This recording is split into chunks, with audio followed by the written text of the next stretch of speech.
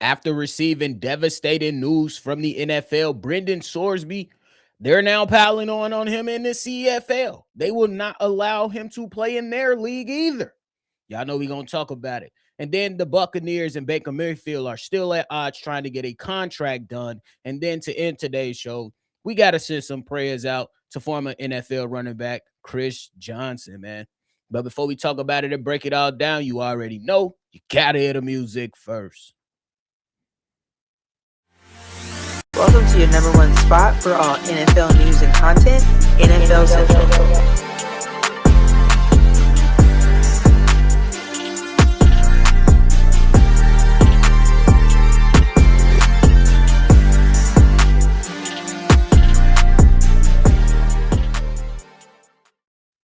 What's going on, football fans, and welcome back into another episode of NFL Central, your number one spot for everything NFL. I'm your host here, Bobby. So if you're tuned in, make sure you go ahead and hit that like button and subscribe. We are back posting episodes 3 times a week, Mondays, Wednesdays, and Fridays. So make sure you lock in and get ready for all your football talk at least 3 times a week, unless there is some breaking news that will hit the airwave and then will pop up. But nonetheless, let's jump into the content.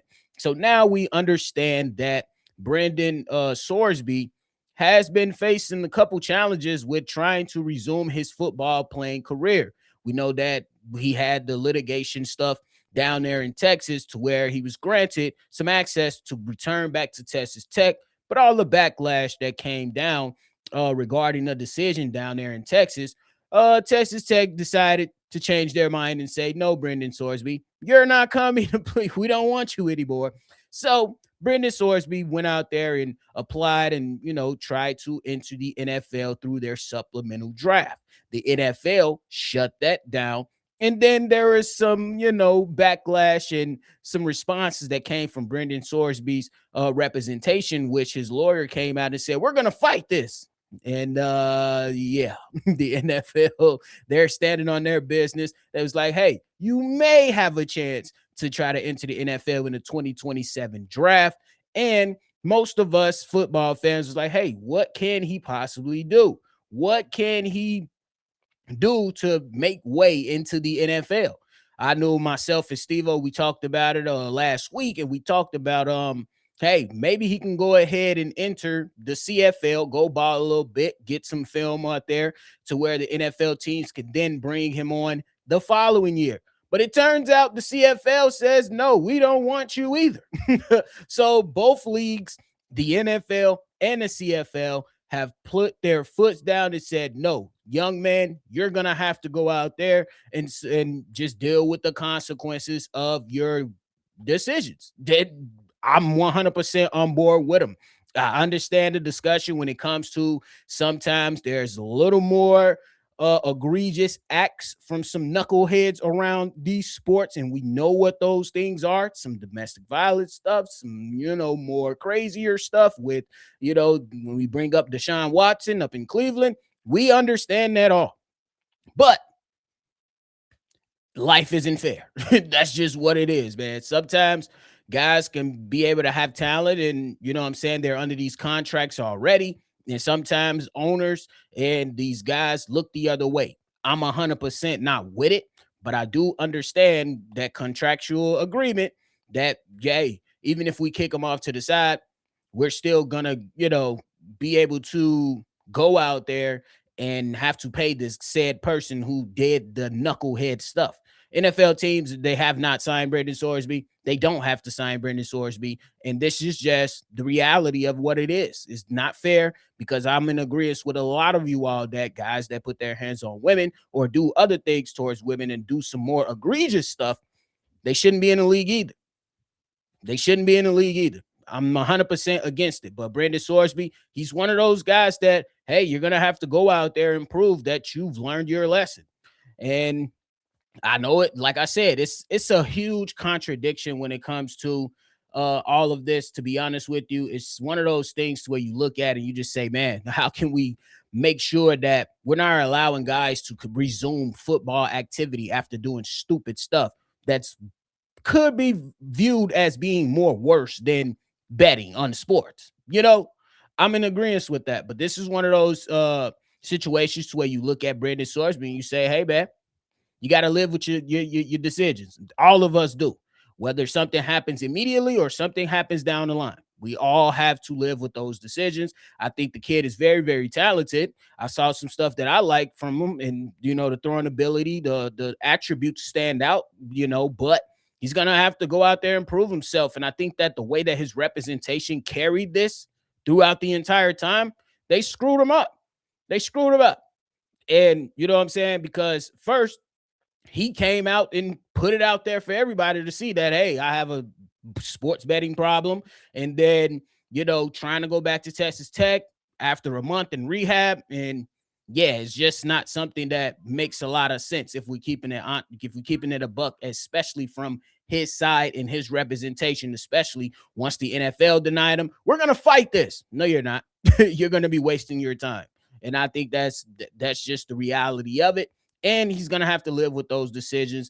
Hey, I seen people come back from, addictions in many different walks of life, and they come out and be better people. But sometimes there's a flip side to it, to where they come out for a little bit, and then there's a relapse, and there's the same old guy or gal who made the wrong choices. So we'll see.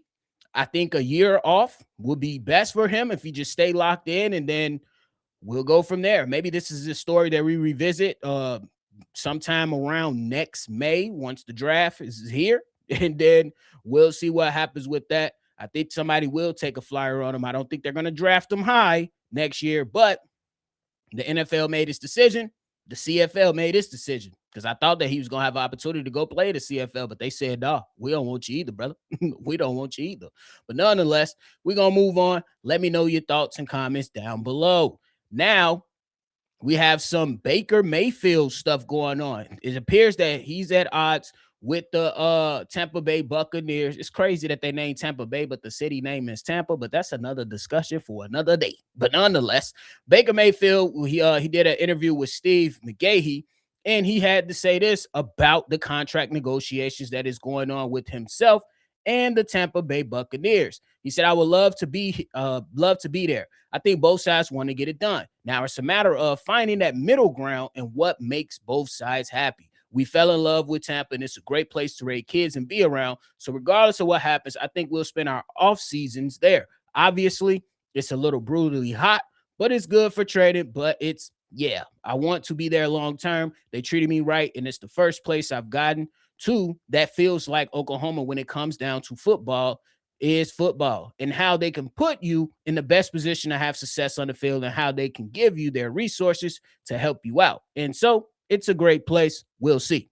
And I think that if you are the Tampa Bay Buccaneers, I think this is a slippery slope that they're playing right now. Simply because, you had Tom Brady. Now you have Baker Mayfield. Nobody's going to compare Baker Mayfield to Tom Brady, obviously. But there are some things that you got to understand in the NFL. Having a good quarterback is hard to find. Like, let's keep it real. And I understand that you don't want to go out there and overpay Baker Mayfield. I don't know what Baker Mayfield is requesting. I'll be honest with you. I don't know. But he does seem like a $45-50 million quarterback. Y'all let me know if that sounds crazy. Now, I'm not going to be trying to pay Baker Mayfield $60 million like a Dak Prescott, or I believe Patrick Mahomes just re-upped and got $64 million per year. I don't think Baker Mayfield is a $60 million quarterback. But if we saying, is he $30 million quarterback? I think he's better than that. If he's 50, I think that's the top of the line. I don't know what he's asking for, but I think that if we're keeping it real, we having conversations about the type of quarterback that Baker Mayfield is. Last season wasn't on that Buccaneers offense or Baker Mayfield. It was on that Buccaneers defense that had Mike Evans going crazy on the sideline, going crazy on the sideline. And Baker Mayfield is a solid quarterback. He's a good, probably a B to B plus quarterback, probably not the A plus quarterback that you're going to talk about with your Lamars, with your Josh Allens, your Burrows, and your Mahomes, but he's right outside of that tier. I don't think he's too far down the line from some of those other guys. And we know that Justin Herbert is a highly paid quarterback, very, very talented, but still hasn't won a playoff game. And Baker Mayfield has won playoff games throughout his career. So I hope that the Buccaneers make him a solid offer, and I hope that Baker Mayfield's representation is negotiating in good faith, simply because he ain't getting $60 million, ladies and gentlemen. He deserves about 50, though. I say about 45 to 50, and maybe there's some common ground there. Maybe there is a side to where the Tampa Bay Buccaneers is like, hey, man, we want to pay you. Let's just throw out a number, $45 million or $40 million, so we continue to build out this team around you. But that's not Baker Mayfield's problem. Baker Mayfield is trying to get compensated. This is generational money we're talking here. So Baker Mayfield is absolutely in the right to try to get the most money possible. That's how negotiations work. Me and you, people that, work a job, when we go and accept the job, we're not going to go out there and accept pennies on the dollar. We very well are going to look at the offer that's thrown at us and try to counter that to get a little bit more. So you can't fault Baker Mayfield for trying to get a little bit more, but there is a point to where he might have to go out there and take a stance and take what the Buccaneers are giving him, unless they're trying to lowball him. If they're trying to lowball him, Baker Mayfield, stand strong, brother. Stand strong. Get your money on, for sure. But now, before we get up out of here, ladies and gentlemen, I want to talk about Chris Johnson, man. We got to send prayers to Chris Johnson, bro. So I just ran into this, and Chris Johnson has been diagnosed with ALS, bro. And it's a sad thing. You know what I'm saying? And while he was doing an interview with Michael Strahan, he wasn't really verbal. He was using, the latest technology to verbalize his thoughts, which was a bit upsetting. You know what I'm saying?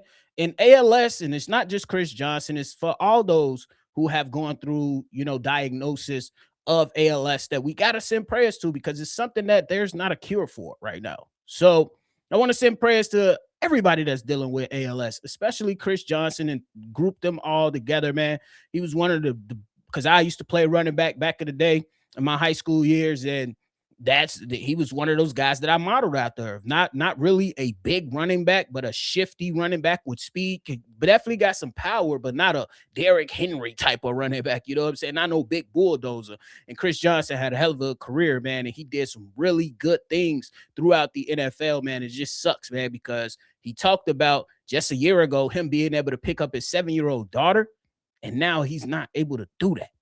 And I'm a father myself. That's why I'm touching on this right now, because, man, God bless me, God willing, that I won't be able to hold my kids, man, and be able to guide them. So we definitely going to send some prayers up for those that are dealing with ALS today, man. And y'all say a prayer for those. If you are a praying man or woman, go out there and send your love to those people, man, for real. We got to make sure that we're protected. We got to make sure that we stand in faith, and making sure that we could go out there and at least support the people that's going through some of these diagnoses, whether it be ALS or whether it be something else like cancer. So I want to send that love out there. This is a football show, and I definitely want to go out there and send some prayers out for Chris Johnson as a football fan, and that once was a fan of his while he was playing the game. So I appreciate y'all, man. I'm going to end it on that note. Definitely go out there and make sure y'all taking care of yourself. We do this all for the love of the game. So, man, that is it for me, though. I appreciate y'all for tuning in to another episode, man. Make sure you go out there and hit that like button and subscribe to the channel. Once again, we are back at least 3 times a week, Monday, Wednesday, Friday. And if there is news, we will be bringing you the latest news, man. Tune in, hit that like button, and subscribe, man. I appreciate y'all. Make sure you always love football. And y'all already know I'm going to catch y'all on the next one for sure. Peace. This has